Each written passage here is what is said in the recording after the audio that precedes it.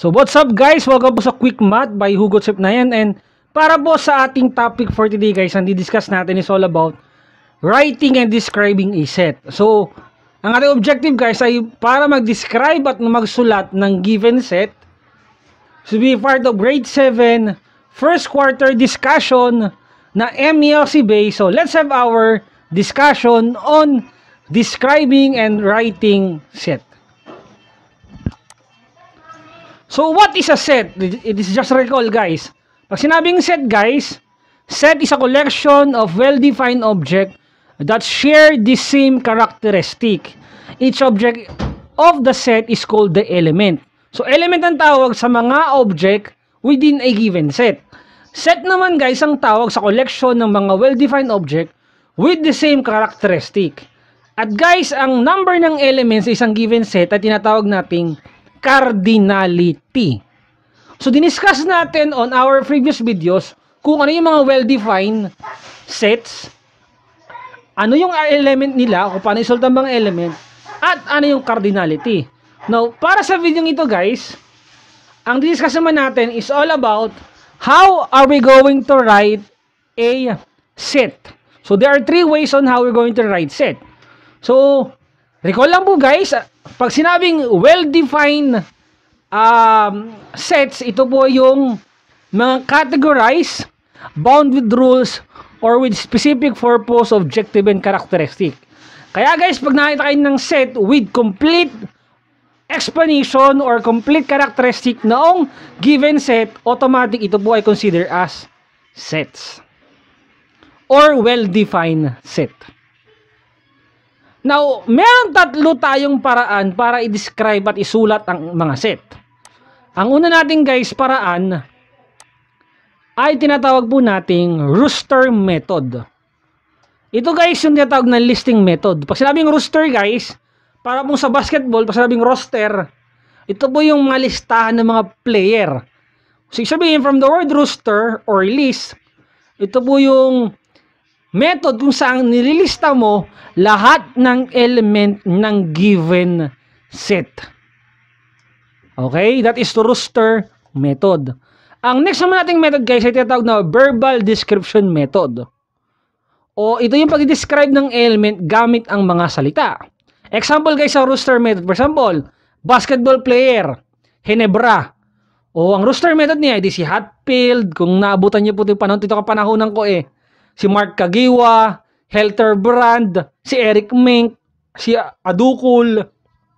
Nga yung panahon namin, 2000 yan. Yan yung listing method. Sinulat lahat ang pangalan ng player. Ngayon, di ba, ngayon ay sina Japet Aguilar, sina Joe Diban, si Stanley Pringle. Yan po yung listing method. Sinusulat lahat ng player. Pag sinabing verbal description method, these are, ang ibig sabihin guys, isulat mo siya verbally. Ilagay mo, set of Barangay Ginebra player. Yung po yung tinatawag na verbal description. Ang next method natin guys, yung tinatawag na set builder notation. Ito guys ay describe using element guys using mathematical statement. So dito mathematical statement naman. So set A is the element of X which such that X are player of Barangay Ginebra. At ganun po guys yung set builder notation. Kung saan magseset ka ng boundary for a given element kung saan siya magfo-fall. Now, para i-discuss isa-isa to guys at magbibigay tayo ng mga example para mas maintindihan ninyo kung kailan ba ginagamit ang mga ito. At ano yung itsura niya kapag ginamit na natin. So, first is our roster method or listing method o yung pagsulat ng mga listahan ng element. Sa exam guys, ito ay parang enumeration. Example, A is 1, 2, 3, 4, 5, 6, 7, 8, 9. Ito namang isa guys, S is integrity, generosity, sincerity, loyalty. Sabihin natin ito ay mga number guys, ito naman ay section. Isinulat guys yung mga number. Number less than 10, siguro ito yon. Ito namang isa ay section in grade 8, grade 8 Luyos National High School, sa school namin. O, di ba? Yun po guys ay listing. Isulat lahat ng element na na satisfied yung given condition. So sabi dito, set can be defined by listing all its element, all, separated by comma and enclosed by braces. Ang braces mo guys, ito po yung ano, yan. Hindi ito. Yan, ito, yan. Braces. So, braces, hindi parenthesis guys braces po. So, these are called the rooster method. Okay? So, yun ay sinusulat lahat ng element will satisfy the given situation natin sa ating sets. Okay? Basta pag sinulat lahat ng element, rooster method yon. Next guys is verbal description method. Describe the element using words. But guys, when we are trying to describe it, we describe it as a whole. Example, R is the set of multiple of 5. Oh, pag ginawa mo listing method, yan yung 5, 10, 15, 20, 25, 30, 35, 40. Yan. Pero guys, next, B is the set of vowels in the English alphabet. At yan ay A, E, I, O, U. A, E, I, O, U. Yun yung vowels sa listing. Diba? M is the set of month in a year. Yun po ay sa rooster method ay January, February, March, April, May, June, July, August, September, October, November, December. So yun guys yung listing method niya. So dito guys, they are described using general statement na kung saan dinidescribe sila in kabuuan. Yung po sinasabi ng describing the element in a words. So diniscuss sila at binigyan sila ng meanings bilang kabuuan. So the set can be defined where possible if describe element clearer in words. So basically guys, base sa description nila, doon mo di-describe yung kanilang mga element. Now last and but not the least is the third method of describing and writing a set, which is set builder or notation. So dito guys, we describe the element using mathematical statement or another statement na pwede natin gamitin sa kanya ay yung mga X such that X is the element of. Yun yung ginagamit po natin. So dito guys, if an object X is an element of set A, we could write, ang basa mo dito ay element. X is an element of A. If the object is an element, Z is not an element of A, then therefore Z is not an element of A. So dito guys, yung malaking letter ang tinatawag nating set, yung maliit na letter yung element niya. So itong sign na to guys, nagdi-denote siya is an element of or is a member of or it's belong to.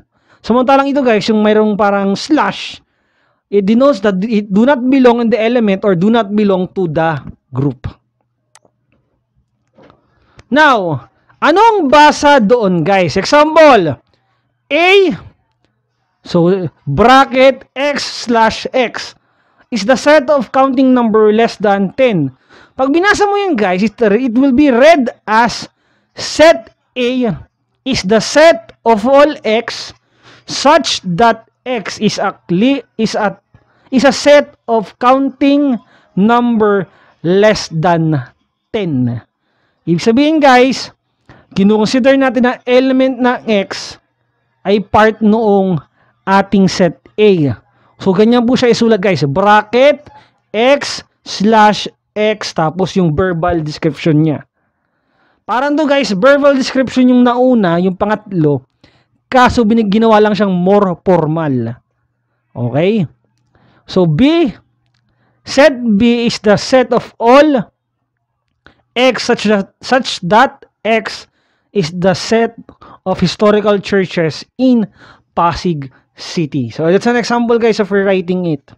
So pag ginawa mo yan guys, listing method, edi lahat ng simbahan na historical sa Pasig City. And I'm not familiar with it. So after yun guys, pwede mo rin isulat yung verbal description niya. Set B is the set of all historical churches in Pasig City.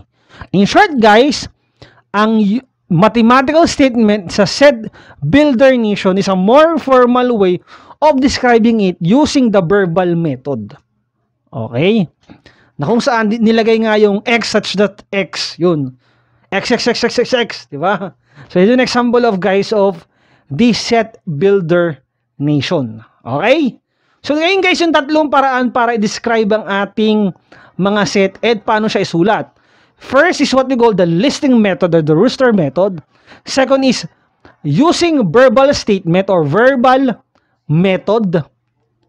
And the third one is the set builder notation.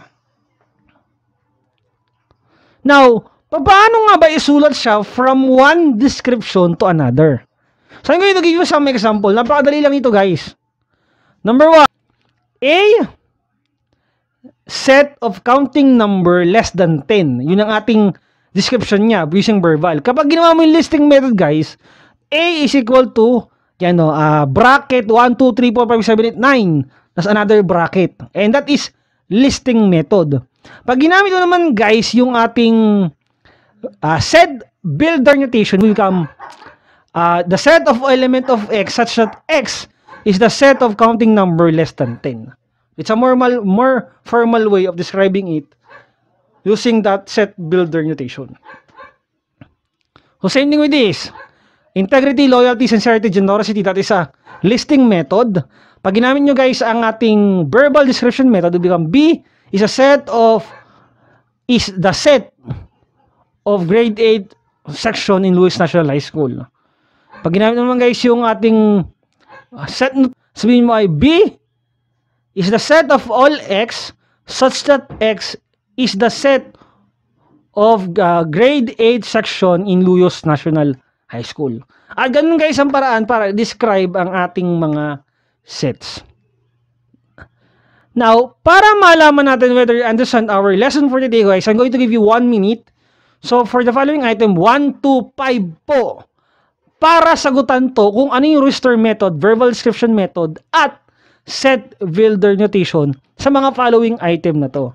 And that's 1 minute guys. So, good luck guys. Timer start now.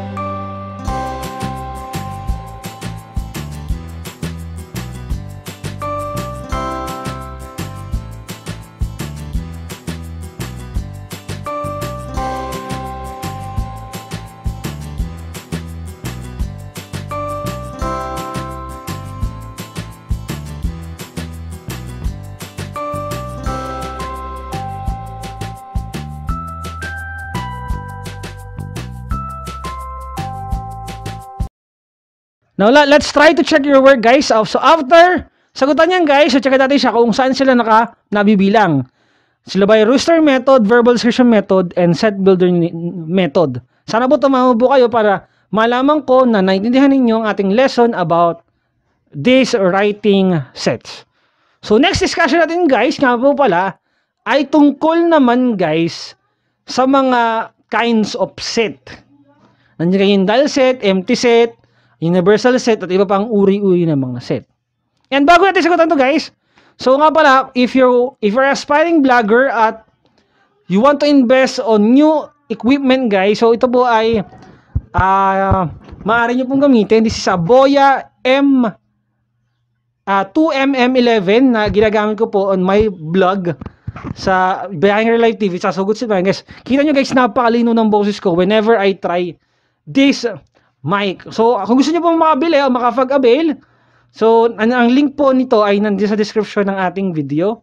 Nalagay ko diyan guys, and you may click that and bahala nyo guys, magustuhan nyo po ito at mapakamura po niya at the price of less than 500 pesos kung di po nagkakamali. Maganda po guys ang improvement to, especially if you're doing videos like this one. Now, let's try it guys to reveal yung sagot natin. So, first sagot natin is set builder notation. Tama po ba kayo doon? Next guys is verbal description method. Number 3 guys ay obvious listing method or rooster method. Next, number 4 is set builder notation. The last one is verbal description method. And I hope guys, natutunan nyo po to. Who got 5 guys? Okay, very good. Sana po ay natutunan nyo po yung discussion natin about these writing sets at kung paano siya i-describe using the 3 method, which is the rooster method, verbal description method, at set builder notation. So maraming salamat po guys sa pagbisita sa aking channel. Don't forget to like, follow, and share this video po sa inyong mga klase. At kung kayo po yung teacher, share nyo po ito sa inyong mga estudyante. Maraming salamat po. Guys, see you again on our next video, which we're going to discuss about lahat ng uri ng mga sets. So God bless po, ingat, and see you again guys sa ating mga susunod pang mga discussion. Okay? Ingat po.